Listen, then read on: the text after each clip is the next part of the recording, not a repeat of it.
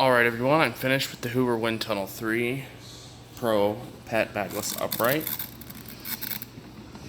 Look at how difficult that is, now it's so clean.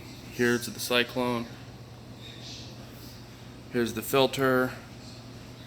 Really clean. Really clean.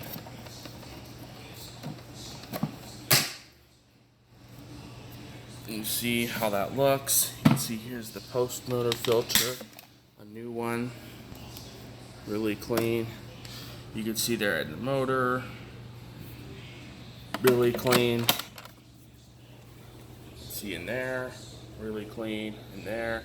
Besides the little pieces of dust here and there. Again, I can't wash that part. There's electrical parts in there. The hose is good except for that you put some electrical repair tape right there, as you can tell, and right there. But that's pretty much it. Everything. Let's turn this around. You see the bin is nice and clean. See the brush roll is nice and clean. See there's a lot of scratches and staining, or not scratch. Yeah, scratches. But the brush roll, really good. Really clean, except for that weird spot right there. Probably get over something.